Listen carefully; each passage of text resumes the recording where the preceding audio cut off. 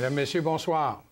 À l'émission de Touche à tout, cette semaine, je reçois deux invités, deux jolies jeunes femmes. Dans un deuxième temps, ce sera Stéphanie Gamache. Et dans un premier temps, quelqu'un que vous connaissez aussi très bien, Nancy Laliberté du Catara. Bonsoir, Nancy. Bonsoir. Tu veux parler aujourd'hui que il y a eu le CSST a fait des changements au niveau de ses politiques internes. Oui. C'est bien ça? Oui, c'est ça. Au mois d'avril, ils ont sorti un communiqué de presse comme quoi ils avaient changé le politique administrative. Donc, comment eux, ils appliquent les décisions, comment eux interprètent la loi. Parce que la loi, c'est une chose, les règlements, c'est d'autres choses. Et comment ils l'appliquent? Comment ils l'appliquent, eux, là, à l'interne, là, vraiment, là, leur politique. Ça a été modifié pour être appliqué depuis le 20 avril 2015. Oui. Et juste un peu avant le début de l'émission, si j'ai bien compris, entre autres, dans ces politiques ou dans ces changements-là, ce n'est pas nécessairement en faveur des travailleurs. Non, non, malheureusement. Faut-il s'en surprendre? C'est dommage, je vais faire attention, mais c'est dommage où qu'on en est rendu. On est presque plus surpris là, des actions de la CSST. En tout cas, de mon point de vue, là, je prêche pour ma paroisse qui est de défendre les travailleurs accidentés. Donc, la CSST, c'est un système public d'indemnisation. Puis de plus en plus, nous, là, avec les statistiques puis avec ce qu'on voit, c'est plus ça, là. Ce n'est plus de l'indemnisation publique. C'est très, très difficile d'avoir accès à être indemnisé. Alors là, s'ils ont eu des changements, est-ce que tu peux m'expliquer les plus importants? Oui, parce qu'ils ont modifié quelques éléments, mais je vais parler de ceux qui font le plus mal aux travailleurs ou qui vont faire le plus mal. Puis sinon, bien, il y a eu une bonne nouvelle là-dedans là, pour les travailleurs. Bon, alors, gardons la bonne nouvelle pour le la dessert. fin. D'accord. OK? Alors, allons-y pour tes deux changements là, qui vont... J'ai préparé des tableaux là, pour rendre ça un peu plus accessible là, comme information, parce que c'est le vocabulaire de la CSST. Donc, on part... Le pire des pires scénarios, c'est quelqu'un qui est accidenté, qui est accepté par la CSST. On va dire l'exemple pour un diagnostic d'entorse lombaire. Supposons, il y a eu un événement... torsion, entorse lombaire diagnostiquée. Là, il est indemnisé. Ça veut dire qu'il reçoit un remplacement de revenus s'il n'est pas capable de travailler. Puis, il reçoit aussi traitement, soins, médication au besoin. Si, dans les cas où, après un rapport médical, là, soit du bureau d'évaluation médicale ou du rapport du médecin du travailleur, change le diagnostic. Là, ça devient, dans ce qu'on voit le plus possible, c'est hernie discale. Donc, au début, l'entorse, parce que tout est inflammé, on n'est pas capable de tout voir. Puis après les IRM, on voit hernie discale. Si la CSST, elle, avec ce nouveau rapport-là, avec le nouveau diagnostic, en conclut que ça ne peut pas être arrivé de la façon que l'événement est arrivé. Donc, oui, peut-être une entorse, mais certainement pas une hernie, aurait pu être causée par l'accident. Elle va refuser la réclamation, mais rétroactivement. Ça veut dire qu'elle va dire, je prends des dates au hasard, là, 1er janvier, l'individu se blesse, il est indemnisé, on est rendu au mois de mai. La CSST apprend que c'est un nouveau diagnostic, puis elle a fait comme, non, je vais refuser à ce moment-là de l'indemniser, mais elle refuse comme en date du 1er janvier. Est-ce que ça veut dire qu'il doit rembourser les 5 mois qu'il a obtenus d'indemnisation? Tout à fait. Oui. Oh, palais! C'est ça, là. Puis il ne travaille pas, là. Il ne travaille pas.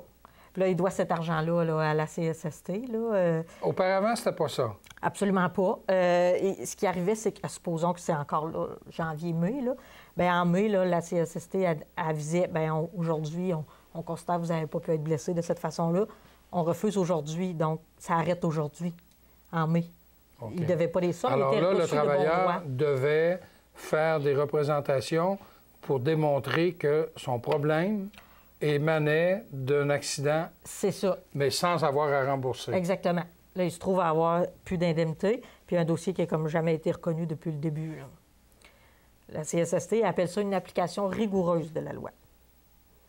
Parce que la loi permet, dans certains cas très spécifiques, à la CSST de pouvoir réclamer les 14 premiers jours qui ont été payés là, par l'employeur. C'est juste 14. C'est la seule chose qui est remboursable. Mais dans ces nouvelles politiques, c'est tous les revenus reçus. Et peu importe la période.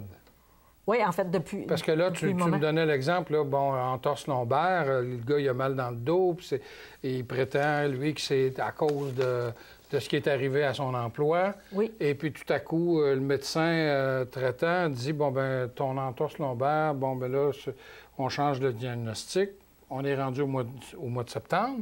Puis là, ils disent c'est une hernie. Puis là, la CSST dit non, ça ne peut pas être une hernie. Ça se peut pas que ça ait été fait à l'ouvrage. On arrête de te payer, puis en plus, tu nous rembourses. C'est ça que tu viens de me dire. Oui, c'est ça que je dis. C'est qu'elle elle a dit qu'elle ne reconsidère pas. C'est pas ça qu'elle fait. C'est qu'elle rend une nouvelle décision. Mais là, c'est juste une question de vocabulaire. Là. Parce que dans la réalité, c'est la même chose que de dire si elle avait refusé depuis le début. OK, oui, OK. L'effet est le même. Là. OK. Mais pour une question de vocabulaire, elle passe par ça pour dire que la décision qu'elle a rendue est légale, alors que c'est faux. Là. Mais dans les faits, la somme est due à la CSST. Oui. Alors, en d'autres mots, Catara, vous allez avoir encore du pain sur la planche au cours des prochains mois, des prochaines années? Très beaucoup de pain, surtout si ça, c'est tout nouveau, hein? C'est depuis avril, donc on n'a pas encore tous on n'a pas encore vu nécessairement tout l'étendue des effets de ça. On les imagine et on les comprend, mais ça fait aussi en sorte que peut-être que là, les tribunaux vont juger que c'est complètement illégal parce que ça contrevient à l'esprit de la loi, à ça pourquoi la CSST existe, là, quand même. Mais tant qu'elle va l'appliquer, si personne s'ostine, ça va s'appliquer, là. Ça va faire des dommages. J'imagine que Catara et les autres organismes qui s'occupent des mêmes problèmes, là, vous avez fait des représentations auprès du gouvernement à ce sujet-là? Oui, bien, chaque organisme, maintenant, peut s'occuper de son territoire, là. Fait que chacun, on répète un peu les mêmes actions, parce qu'ensemble, on n'a plus de regroupement, là. Donc, chacun dans nos MRC ou dans nos circonscriptions, là, on fait le même débat, là. OK. Fait qu'on va voir nos députés locaux, nos représentants locaux, là. OK. Ça, c'est le premier cas. Hein? Oui. On t'a dit 2 cas. Alors, le deuxième, c'est quoi? Il ressemble à ça, c'est juste qu'au lieu que ce soit un changement de diagnostic, c'est la date de consolidation qu'on appelle. La consolidation, c'est quand une lésion est soit complètement guérie ou comme on atteint un plateau, dans le sens que là, il n'y a plus d'amélioration possible. Ça va rester comme ça, l'état. La personne peut garder des séquelles. Dans le deuxième exemple, là, qui se retrouve dans les nouvelles politiques, c'est quand la commission de lésions professionnelles, donc le tribunal, détermine une consolidation avant. Supposons, encore là, je reprends mes dates de janvier à mai. Si le tribunal, la personne est indemnisée janvier et mai, là, puis à l'audience, le juge dit, bon, bien, avec les documents médicaux qu'on a, vous êtes consolidé depuis février. On est en mai, mais on considère qu'avec les traitements que vous avez eus, le médical, on est capable de déterminer qu'en février, vous étiez correct. C'est beau. Puis vous n'avez plus besoin de traitement. On a payé pour 3 mois de trop. C'est ça. Fait que là, il faut qu'ils remboursent les traitements. Mars, avril, mai, là, je Oui, suppose. c'est ça. Il faut qu'ils remboursent. Les traitements reçus, oui. Là, le traitement, là, on parle de soins de physiothérapie, chiropratie, médecine, radiographie à l'hôpital, IRM, là. On appelle ça de l'assistance médicale. Là. Mais quand tu parles de consolidation, c'est qu'à un moment donné, la CSST dit à un accidenté, bien, toi, là, ça fait 5 mois que tu es en arrêt de travail, mais tu aurais dû être en arrêt de travail pendant 2 mois parce que nous, on juge qu'à partir du 2e mois, tu aurais été apte à retourner au travail. C'est ça? Directement, oui. Sauf que la théorie, elle est bonne. C'est juste que c'est l'interlocuteur. Dans ce cas-ci, il faut que ce soit le tribunal qui le dit, pas juste la CSST. Okay. Parce que la CSST, c'est la pratique normale de quand le jour qu'elle dit vous êtes consolidé, ça s'arrête là. OK. Mais là, dans les... Mais peu importe l'instance qui dit qui fait une consolidation, je veux dire, est-ce que le travailleur a encore le moyen de contester cette consolidation-là? Oui. Mais encore là, il vient de perdre 3 mois, puis là, il n'est pas payé plus. Là. Bien là, ça dépend. L'assistance médicale puis les revenus, c'est autre chose. Ah! C'est autre chose, puis c'est pas le même interlocuteur comme tantôt, là, quand je vous parlais du changement de diagnostic. C'est pas la cour, ça peut arriver à différentes étapes. C'est hyper technique, là, que j'essaie de rendre ça clair sans l'épurer grandement, mais il y a des situations très, très particulières pour les situations modifiées dans les politiques internes. Puis il faut penser, moi, il faut que j'avise les gens. Là, je dis, bien, si vous contestez, puis vous avez gain de cause, vous perdez, ça se peut que vous deviez tout ça. Si vous avez arrêté aujourd'hui, vous n'êtes pas obligé de devoir tout ça. Il y a des grands risques à... Ouais. Ça va nuire aux droits, là. Vraiment OK. aux droits, là. Il faut les considérer. Jocelyn vient de me faire signe qu'il reste 3 minutes. OK. Et tu me dis que tu avais au moins une Ben bonne oui. nouvelle. Alors allons-y, Oui, finissons en beauté. en beauté. C'est un petit peu le même principe là, que la bonne nouvelle, c'est que maintenant, quand un rapport médical dit, un rapport du Bureau d'évaluation médicale dit aux travailleurs, vous êtes consolidés, donc comme la consolidation, j'ai parlé, sans atteinte permanente et sans limitation fonctionnelle. Ce que ça veut dire, là, pour le commun des mortels, c'est une guérison totale. OK. Quand le BEM dit ça, le Bureau d'évaluation médicale, dit vous êtes consolidé, encore là, une date avant qu'on se voit. Donc, le BEM il évalue en mois de mai, puis encore là, il pourrait dire, bien, depuis février, vous êtes correct à 100 % Avant, la CSST réclamait tout l'argent reçu de février à mai. La bonne nouvelle, c'est que maintenant, elle ne fait plus. Il s'en reprend ailleurs. Ben. Oui, c'est ça. C'est ça qu'on a noté, la contradiction. Là, vous êtes sympathique, puis c'est correct aussi, parce qu'il l'a reçu à bon droit. Là. Il l'a juste su en mai. Il n'a pas volé, là. Il n'a pas volé, absolument. Dans aucune des situations où il a volé. Tout a été reçu de bon droit, de bonne foi. C'est pas toujours perçu comme ça, là. Mais dans ce cas-ci, il s'est laissé. L'argent ou les traitements, les soins, ils ne sont pas réclamés. Encore là, c'est dans la situation très spécifique que c'est le Bureau d'évaluation médicale. Mais là, tu me dis que c'est en vigueur depuis la mi-avril? Oui, 20 avril. Bon, là, on est dans la deuxième semaine de novembre, là. Mais vous n'avez pas encore vécu ou vous n'avez pas eu encore en main des cas qui concernent les 3 changements dont tu nous as fait mention, là. Pas directement dans mon local. Moi, je n'ai pas rencontré directement, mais il y en a ailleurs. Oui, tu en as entendu parler ailleurs. Oui, c'est ça. Mais en même temps, c'est tout nouveau, là, dans la politique. Même les agents à la CSST, c'est nouveau pour eux là, de voir à ça.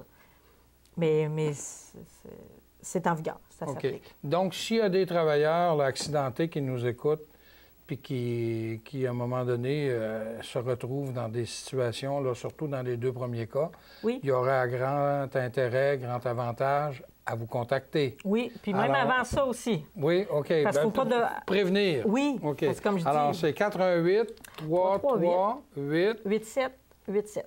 87 87. Alors, 88 338 87 87. Pour nous rejoindre. Pour vous rejoindre, pour savoir comment se gouverner par rapport à ça, si jamais il arrive quelque chose. Oui, parce qu'on n'est pas obligé d'attendre le problème. Hein? On peut un petit peu penser à l'avance de OK, bien là, si je m'enligne comme ça, il peut arriver telle affaire. Donc, c'est la prévention. La prévention. Toujours la prévention. On aime ça, nous. Bien, merci beaucoup, Nancy. Merci. Demeurez des nôtres. Dans quelques instants, j'ai le plaisir de recevoir Stéphanie Gamache.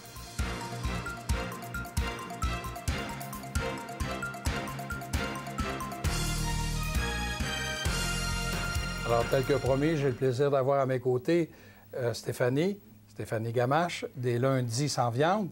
Et pour une deuxième fois, bien, j'ai le plaisir d'avoir une table bien garnie, si vous pouvez le voir, là.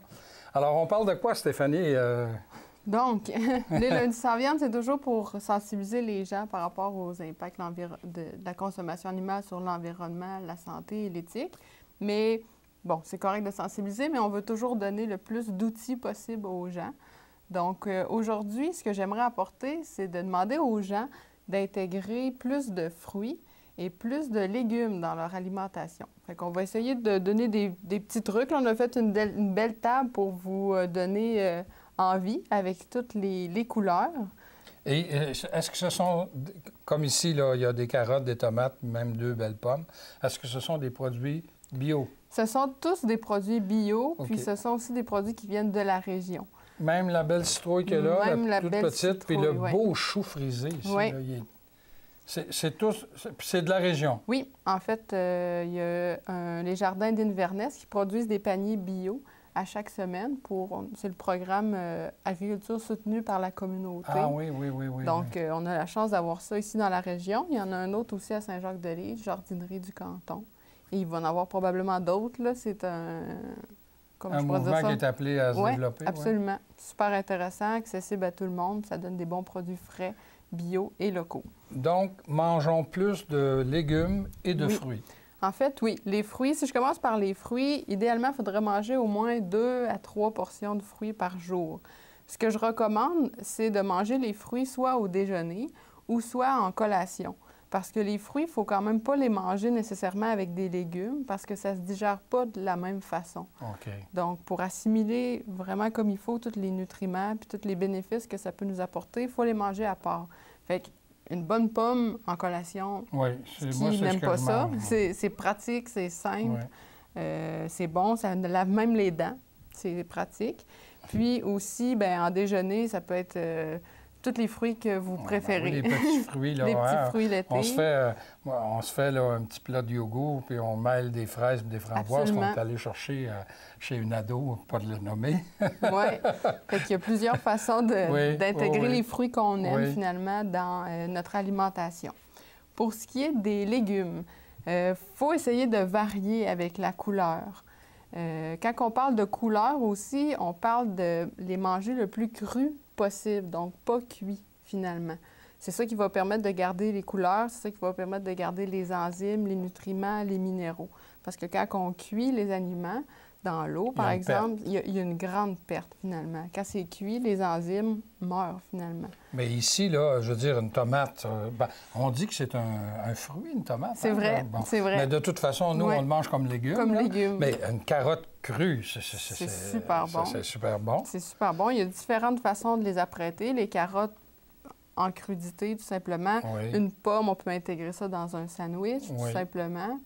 Les choux-fleurs, moi, je mange ça cru comme ça, là, même sans trempette, là, ça a un goût de noisette. Moi, je suis un mangeur de choux-fleurs. Bien, c'est intéressant ce que vous dites parce que en mangeant cru, on vient redécouvrir des saveurs. Oui. Tu sais, on mange tellement cuit, puis ce qui est goûteux, ce qui ajoute dans les plats, c'est beaucoup de sel, beaucoup de sucre, mais les fruits, les légumes, ça donne une saveur Et là, tu as 4 plats ici, 4 pots, là. Peux-tu me dire qu'est-ce qu'il y a dans celui-là? Tiens. Celui-là, c'est un petit beurre de pomme. Un beurre de pomme? Oui.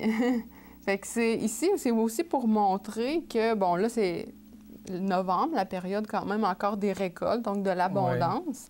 Donc, c'est pour montrer que c'est pratique aussi des fois de faire des conserves pour l'hiver. Donc, encore là, on a accès à des légumes bio, locaux. Donc, on prépare des conserves. Ça, des moi, bonnes je peux dire que je suis un betteraves. mangeur de betteraves. C'est super bon. C'est super bon. Des betteraves, ça se mange cru en salade ou ça se mange cuit aussi, comme on est habitué. Une sauce tomate. Sauce tomate, avec les tomates. Puis, ce que ma grand-mère appelle une salade d'hiver. Ah oui, oui, oui. Avec du chou, des carottes, céleri, la moutarde. Et le jus, est-ce qu'il est à base de vinaigre? Oui, à base de vinaigre. Bon. Fait que je vous ferais peut-être goûter pour commencer. Ah, ben oui, on est là pour ça. J'ai préparé un légume que peu de gens connaissent qui s'appelle le chou rave. Et j'ai appris par mon acupuncteur que c'est un légume qui peut prévenir les problèmes qu'on peut avoir avec le rhume ou la grippe. Et c'est très bon, ça. Même cru, là, c'est délicieux. Moi, j'en mange, moi. Comme une crudité. Oui, c'est juteux un petit peu, mais en étant très ferme. Oui, donc, c'est croquant. Oui. C'est un petit goût léger. Ça ressemble un petit peu à la texture du radis. Oui, mais ça a le goût complètement différent. Non, c'est vraiment un goût unique. Oui, le chou rave, c'est un légume qui vient de l'Europe du Nord de très, très longtemps, si on veut. On dit que c'est un croisement là, naturel entre le chou sauvage et le navet sauvage. Oui. Fait que ça donne un petit peu... Quand on parle du chou rave, à un moment donné, les gens ont tendance des fois à parler du navet, là. Mais... Oui. Donc, ce qu'on a fait ici, on a fait des petits spaghettis avec le chou rave cru. J'ai fait la même chose aussi avec des carottes. Puis, j'ai ajouté simplement un petit peu de persil, donc qui est une fine herbe très intéressante aussi au niveau de la santé, du système immunitaire pour l'hiver. Puis, on a fait une petite vinaigrette avec de l'ail, de la végénaise, donc de la mayonnaise, de la moutarde de Dijon, du jus de citron, un petit peu d'huile d'olive, quelque chose de très, très simple. Fait que ça pourrait être encore plus coloré. On aurait pu ajouter plus de carottes ou autre chose. Mais ça m'a pris 5 minutes. Alors là, il faut que je me sacrifie. Oui. Mais le sacrifice ne sera pas fort parce que j'en mange ça déjà sent bon, du chou rave, moi. Ça sent bon.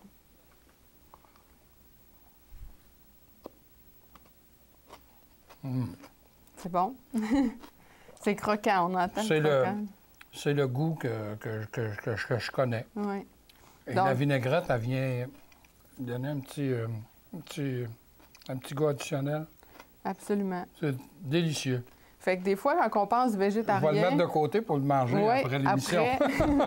Quand on pense végétarien, des fois, on s'imagine une grosse salade, puis manger toujours de la salade, mais finalement, c'est un éventail presque infini là, de recettes, de découvertes, de créations. Comme ça, j'ai mélangé 2-3 affaires comme ça que j'avais au frigo, finalement. C'est d'intégrer, mélanger, de ne pas hésiter à mélanger les légumes aussi. Les vinaigrettes, pratiquement toutes les vinaigrettes se font. Là. Tu sais, ça vient rehausser les goûts des salades. Oui. C'est délicieux. Là, je l'ai encore en bouche, là, puis j'aime beaucoup. Il nous reste 5 minutes. 5 minutes. Jocelyn vient de nous faire signe, là. Oh, ça va vite. Ici, il y en a qui connaissent peut-être le chou kale, qui est un chou frisé aussi. C'est un légume qui pousse à l'année au Québec. Aussi étonnant que ça peut paraître, ça peut pousser l'hiver. Ah oui? Ça reste, en fait... Mais c'est pas celui-là ici. Non, là. Ça, c'est un chou frisé, c'est un chou ordinaire. qui est plus haut, si on veut, plus long. Ah oui? Est-ce que tu les as fait sécher? Oui, c'est ça. Ah oui? Alors là, on mange un chip? Oui, c'est un chip de kale. On le fait déshydrater. Et puis, en fait, on le défait en petits morceaux. On ajoute, moi, j'ai fait un mélange à mon blender de graines de tournesol. Ah oui, j'étais pour dire, il y a un assaisonnement, là. Oui, levure alimentaire, jus de citron, sirop d'érable, poudre d'oignon. Donc, c'est comme un chip. C'est vraiment un chip, mais de légumes. C'est vraiment bon. Fait que, je vais vous les passer. Peut-être que vous pourrez en manger après aussi. Ensuite... une petite préparation qui est fort simple. Des fois, on ne sait pas trop quoi faire, puis bon, les légumes crus, c'est bon, mais on aime bien manger quelque chose de chaud. Donc ici, j'ai tout simplement mélangé des lentilles. Donc, je vais prendre ma fourchette. Ah! Je l'ai déjà, Stéphanie. Oui, tiens. Fait qu'on a simplement pris des lentilles sèches qu'on voit ici. Ça peut être des lentilles... Avec du riz? Oui, avec du riz. Donc, j'ai fait cuire mes lentilles, j'ai fait cuire le riz. De côté, j'ai fait revenir un petit peu d'oignon avec de l'ail. J'ai mélangé tout ça ensemble en ajoutant du tamari ou de la sauce soya. Puis ça donne ce petit mélange-là qu'on peut intégrer à des pâtes, qu'on peut faire des... c'est bon, hein? On peut faire des cigares au chou avec ça aussi. Ah ben c'est délicieux, ça. On peut ajouter une sauce tomate avec ça aussi. Ça fait quelque chose de... C'est très, très simple, très rapide, puis très nourrissant. Et je l'ai tout mangé. Ensuite, j'ai fait aussi un petit jus. Donc, c'est une autre belle façon d'intégrer les légumes crus. Puis là... La soupe aussi. Hein? La soupe aussi, c'est super. Mais la soupe est cuite, hein, finalement. Oui. Fait que si on parle de légumes crus, on a les jus. Fait qu'ici, on a mis... on met toujours une base de fruits. Fait que je mets pomme, une base d'agrumes. Ça pourrait être citron, ça pourrait être orange. Le cocombe pour venir ajouter du jus, puis la carotte qui vient nous donner plein de bonnes bêta-carotènes qui est bon pour la cicatrisation, pour les yeux. Merci. Il y a une belle odeur. Bonne odeur. C'est très bon d'habitude. Ah oui, c'est bon. C'est bon. C'est frais, c'est sucré quand même en même temps. Donc... c'est toujours agréable. Tu as nommé des fruits. Je les mange tous, ces fruits-là, alors qu'on les retrouve ensemble. Là. Puis le jus, que je termine avec ça, mais qu'est-ce qui est intéressant avec le jus, c'est que là-dedans, il y a peut-être 6-7 carottes, un cocombe, 2 pommes, puis un orange. Jamais qu'on réussirait à manger ça, mais en le mettant en jus, on réussit à aller chercher tous les minéraux, puis... on peut le manger dans une fois. Donc, c'est une grande accessibilité de minéraux et de vitamines. On va demander à Jocelyn combien il reste de temps là, pour savoir où on s'en va par rapport à ça. Là. Il nous reste 2 minutes. Alors, bon. On a fait... Quand on dit il reste 5 minutes, là, on se dépêche. On opère. Mais tu as un volume ici. Est-ce que tu veux en parler? Oui, ça, en fait... Faut-il manger les animaux de Jonathan Safran-Foer? Est-ce que je le prononce bien? Exact. C'est le livre, moi, personnellement, qui m'a vraiment poussé à faire mon changement d'alimentation. Donc, c'est un livre qui explique son expérience à lui, qui était devenu père de famille, puis qui se questionnait par rapport à tout ça. Puis il passe au travers, c'est quand même un livre simple à lire, là, qui est un témoignage d'une personne, puis des recherches qu'il a faites.